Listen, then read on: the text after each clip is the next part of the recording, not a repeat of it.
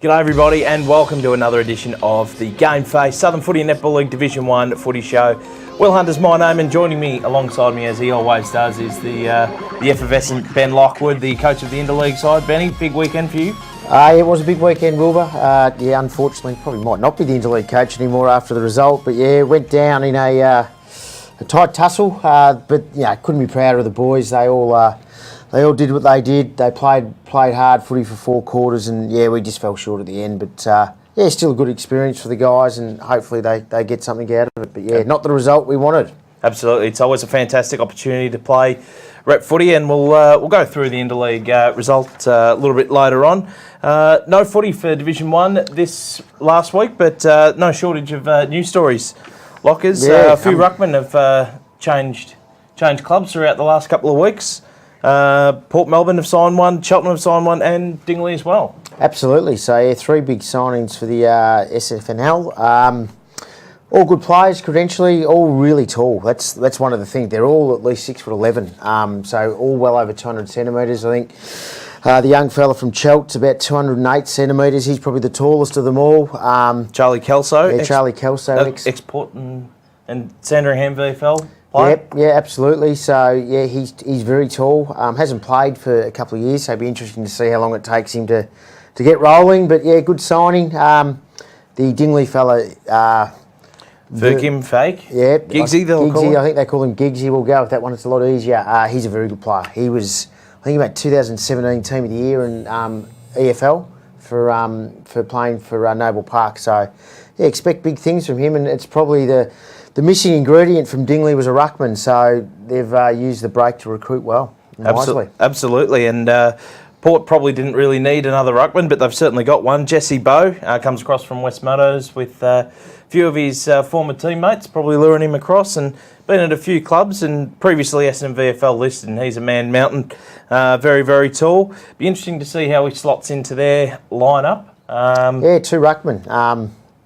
Can work, sometimes it doesn't. That's for them to work out. They've got a great coach in Lindsay Gilby, so I'm sure he would have started planning and will work it out to get both of them in the side and get them to work. 4 on the bench helps, so it may be just simple one. They roll over 50-50 and go from there, but time will tell. Very good depth in any case. If Della Libera, he's proven to be one of the standout ruckman in the competition so far, and his short stint at Port.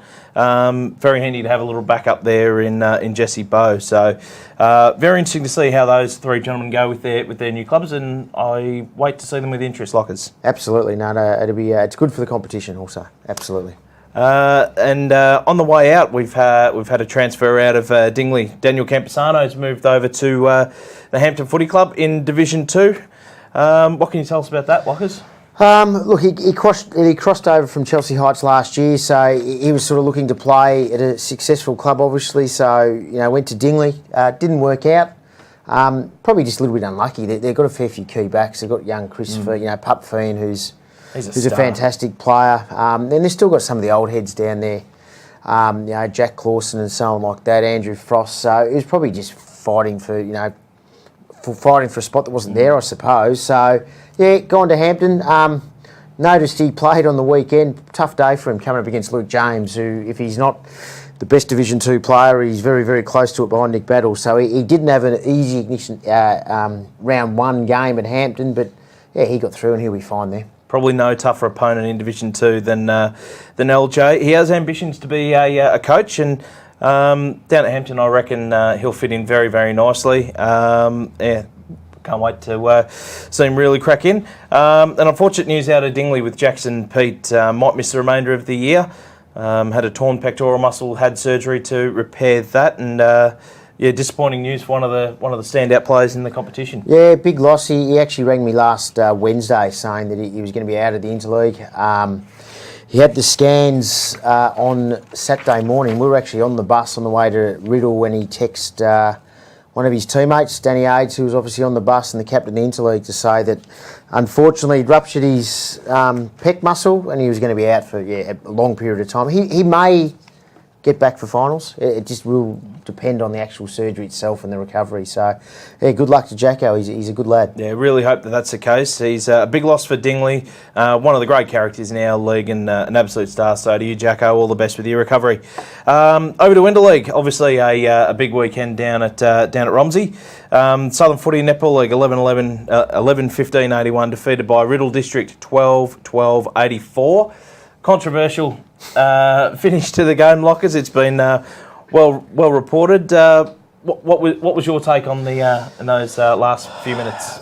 Well, when the siren went, it was okay because the scoreboard had us a point up. There had been some issues with the scoreboard during the last quarter. We assumed and were told it had been rectified. They did put a goal onto Riddle's score and not ours halfway through the quarter. But as I said, that had been rectified. Siren goes. You think you've won. To be told about eight minutes later that it's a draw and we've got to go an extra 5. Look, it wasn't. I feel sorry for the players. It's a player-driven competition. The players are the ones that need to buy in. They put all the work in, as they always do in Southern, and for them to be sort of let down by the competition and let down by how it was run on the day is disappointing for them. Southern will bounce back. It's no doubt. It was, close game all day. We probably had our chances. In all honesty, the end result was no good, but we were also 19 points up with 6-7 minutes to go and coughed it up. But that last 2 or 3 minutes, we played a certain way, playing for that. We knew we were a point in front, so disappointing. But that's Footy, unfortunately. But 19 points up, and unfortunately the lead slipped. Riddle, they really took control of that game in the last sort of 5-6 minutes. They were a good side. They're not. They were pretty strong over the footy. They're highly skilled, and they're probably just their skill level was probably just a little bit cleaner than ours. We were a bit fumbly, to be honest, for most of the day. I think our endeavour and effort and probably teamwork throughout the game was probably at a higher level than theirs, but they were just a little bit cleaner with the footy when it counted. It was just one of those things. What do you say? If we had won, we would have said, we deserve to win. They win. They hung tough when we were probably ahead for a fair part of the day. So they made the most of their opportunities. We maybe didn't. It's just one of those things. Looking at the game overall, how would you have seen how it all transpired? Look, not bad. We got, as I said, we got good buy-in. The side we picked, we were happy on Thursday night after selection that we had the right side. We decided to go in one ruckman, one recognised ruckman only. That was fine. Chris Carey got the medal again. I think he's racking up getting them. So I don't think there was any issue with what we did prior to the game. Game didn't work out. That's footy. You win a lot. You have a lot of highs in footy, but you also have some lows. And I just felt for the players, as I said after the game. They gave their heart and soul. Really well led by Danny Ades again. It's just a learning experience, and hopefully next year we rectify the wrongs. No worries. I'm looking forward to seeing you guys certainly doing that. You mentioned Chris Carey, BOG again, outstanding. If he's not the best ruckman in local footy, then I don't know who is. He's very, very close. Jake Mullen also booted 5 goals as well. Some pretty good standout performance. Absolutely. Jake Mullen was outstanding. I think he probably kicked 5-5. Pinched hit in the middle in the second half when we need a little bit of lift in there because they had strong bodies. He's obviously got a strong body. So, fitted in really well. He enjoyed the experience. He's pretty thankful after the game for the opportunity. Created a few laughs on the bus on the way home, did he? And he was good value. He got along with the boys really well. So it was good for him personally, but good for other guys in the comp to get to know him because he's a good fella. Yeah, beautiful. And who were some of the other key performers in your opinion? Paul Fry, East Malvern was really good. He had a solid 4-quarter effort. Chris Horton-Milne was good, especially good forward late in the game. Pup Fiend, very good across the back line, along with Will Clark. Will Clark in the first quarter was outstanding. Other players, Traveller Rocker was solid again, as he always is. Noodles was outstanding. Noodles might be a little bit of probably from his own brilliance, he's a little bit of a fall guy for how good we expect him to be each week. He probably still had 30 touches. So he was easily in our top 5 or 6 players, but he, unfortunately for himself, sets the bar so high, but he was fantastic all day. And we were well led by the skipper, Danny Ades. He cracks in super, super hard. Him and and his little mate from Mordialloc, Toddy Bastion, really had a go all day. So, yeah, mate, everyone, when it was time for them to go, they went and did what they had to do. So, yeah, can't be more pleased with the effort. Yep, 100%. And as you expect, coming into the league, the cream rises to the top. But the most important question, who was the best on the cans and the bus on the way home? It's what we play in the league for. And I'm sure there are a few standout performers. Yeah, as probably they usually are. Pup Fiend got one back on the Riddle boys after the game with a little bit of a sculling comp with the opposition best. So we got him up. I had inside word that he could scull a can pretty quick, and he didn't let us down there. And mate, the guy that kicked 5 goals without saying his name again, but I'll say it for you, Jakey Mullen was he was pretty good on the bus. He was getting highly excited. The coaches went one way when the bus got back to Moorabbin. The players led by Jake Mullen and Paul Fry, Chris Carey, and a couple of the other Dingley guys went another way, and apparently they had a pretty good night. So yeah, a good night had by all. Oh, great to hear. That's what we play in the league for. Have a bit of fun with it all, and outstanding stuff. Another thing we were speaking about off air, and ties in with a few of the standout performers that we just spoke of. Vic Metro. I understand that's not far off a start. Yeah, training kicked off last night, so it's an under-25 comp this year. We're playing against the Tassie League down at York Park, I think Sunday the 9th of June, so it's going to be nice and cold, a 3 o'clock game. Being under-25, we're limited with who we selected, but Will Clark and Pup Fiend have made the squad, so that's great inclusions for those two boys, especially Will Clark, who broke his eye socket last year and couldn't play, I believe, was counted out. Chris Carey is in the side. I would suggest he's half a chance to get some sort of leadership in the Vic Metro side. He was outstanding last year. Young Mick Rogers from Bentley's made the squad, which is a really great result for a kid that works super hard and is really dedicated to his footy. Drew Kelly from Cheltenham has made the squad as a younger guy as well, and yeah, we may add a couple more in the coming days, just with what we had last night and what we need and so on. So yeah, look, Southern's getting stronger in that area also, which is great for the stature of our comp. Very good. We had a few Vic Metro representatives last year. Chris Carey being one of them, Lucas Wamsley, Lucas Hall, Danny Aids as well. Absolutely. They were outstanding. Chris Carey and Noodles Wamsley were the two best for the Vic Metro on the day. Carey won the medal. So fantastic to see some of our best talent going to high levels. You involved in the Vic Metro again this year? I am. I'm assistant coach again, so taking the back line this year, so something different. But under Brian Royal, who he's really good, really calm influence, got 31 years of experience at senior footy, so knows his stuff. So yeah, it's a good experience. The only one that's going to miss out again, unfortunately, as we know, missed out the Interleague's Luke Duffy, who's unfortunately done that ACL, but he was definitely in the Vic Metro squad to start with as well. Yeah, absolute shame, but a fantastic opportunity for a few of the other players, and we wish them well when the day rolls round.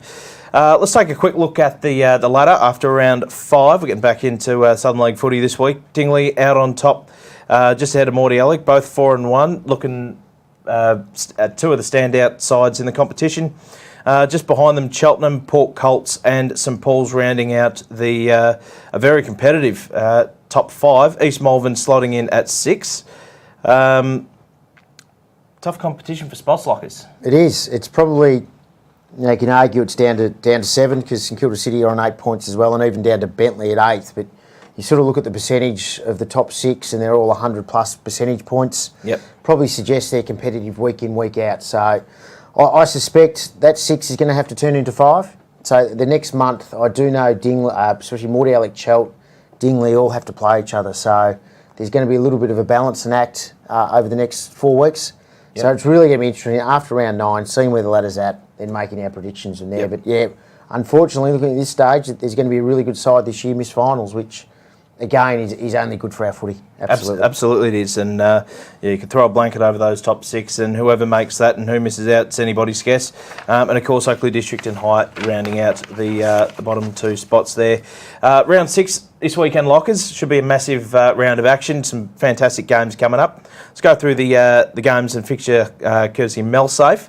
Port Colts and Cheltenham, an interesting game there at JL Murphy. Absolutely. Straight away, we talk about top sides having to play each other. He's a perfect example off the bat.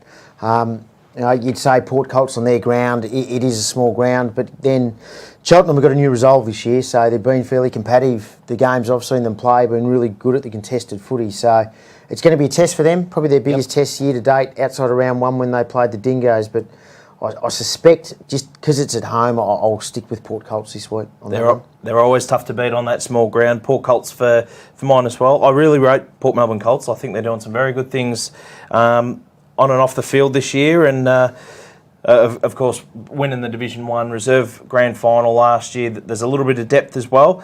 They haven't really had to delve into that too much to start the season, which is great. Touch wood, they can keep their stars on the park, but yeah, they're going along very nicely. East Malvern, Oakley District. Again, just a must-win game for East Malvern. They were touted by us and by yourself, Will, as being a top 1 or 2 side in the comp. They probably haven't had the start they'd wished. I think what they're doing is playing good footy for halves. Yep. For 2 quarters, dropping off, having one bad quarter a week. So, I know they're working hard at fixing that and getting some more consistency. At home against Oakley Districts, I think they really might turn up this week and really put Oakley to the sword. But in saying that, we said that 3 weeks ago when Oakley played Mordialloc, and we all got a surprise when we saw the results that night that Oakley won by 36 points. So, but I still go with East Malvern for this one. Well said. Couldn't agree more. East Malvern should be too strong. What they can't afford to do is a repeat of the first quarter against St Paul's the previous week, kicking 1 goal 6 and ended up losing by a point. So they've got to make sure that they take the opportunities when they come. St Paul's and Dingley, for mine, probably the match of the round. That is absolutely outstanding. St Paul's tend to have the wood over Dingley on their home deck, but I think they've got this the one wood could over go them. either way. I think they've got the wood over them full stop, but I don't think Dingley have actually beaten St Paul's for 3 years. I think the last time Dingley beat St Paul's, they beat them by about 180 points at St Paul's 3 years ago. So, yeah, it's a massive game. St Paul's have got what the other teams desperately want and don't have, is that sheer pace on every line. So it's speed versus maturity and guile and skill and class. So not to say that St Paul's don't have those things as well, but they've got speed. So yeah, it'll be a good game of footy. If St Paul's can keep getting it on the outside to their runners on their big wide ground, which they play well, it'll be close. I'm actually going to go with Dingley on this occasion. I just think they might be warming up quite well. They'll be a little bit gutted by what happened to Jackson Pete, but I think also it'll give them a bit of steely confidence to fill the gap and go from there. So I'll say Dingley in a real close game. I tend to get burnt whenever I tip against St Paul's at home. So do we all. They'll likely get Nick Halliday back. He didn't play against East Malvern the previous week. He's had a couple of weeks now to rest his sore ribs. He'll come back into the side. Even without Jackson Pete, I still reckon Dingley are going very, very nicely, and they've got a lot of depth. Particularly that back six is the strongest in the competition. Yep. By a long way. They'll probably... I reckon they'll get the chocolates there over St Paul's. St Kilda City, height, 2 sides that sit in the bottom half of the ladder. Really keen for a win. They're desperate. Jekyll and Hyde is St Kilda City. I think they're good. He's outstanding. You've seen that during the year. They've had some really big wins.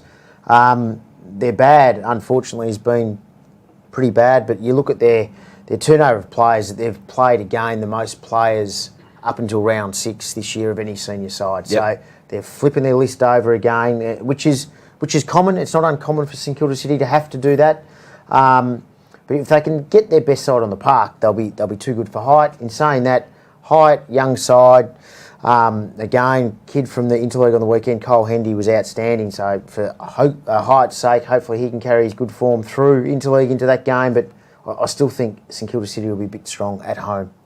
Most likely. As you say, a bit hard to know what to make of St Kilda City with all the changes and, they're so up and down as a footy side. Another player to mention for Height, the bloke you picked as the emergency, Macklin Rain for the Interleague. He has been absolutely tremendous for Height. He's a man mountain and been dominant in all of their games. I reckon they'll push him all the way, but probably St Kilda City and it's only the fact it's at the peanut farm that swaying my tip. Yep. And the final one, Mordialloc versus Bentley over at Ben Kavanagh. Unfortunately, I think Mordialloc could be too strong for the Demons here.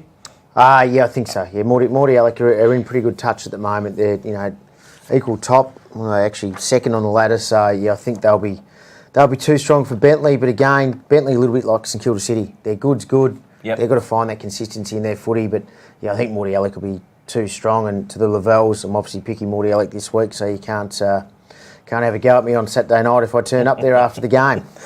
No, very good. I think our tips are exactly the same this week, Lockers, which is unusual. Unusual, absolutely. Very unusual, but an interesting round of footy. Looking forward to it. Hey, thanks for joining us, Lockers. I appreciate your insight. Should be a big weekend of footy. What game are you going to go see this week? I'll probably, to be honest, after travelling around a fair bit the last month watching interleague stuff, I'll probably be local this week, so I'll probably just a little walk down to Morty Alec v Bentley. We'll see how we go. It's generally pretty spirited, so it'll be a good game to watch. Yeah, very interesting. As I said, thanks for joining me, mate. That's all we've got for this week. We'll bring you a wrap-up of all those games and, of course, the hotly debated team of the week. That'll return next week. Looking forward to that. Should be a big weekend of footy, and get your GameFace on. Cheers.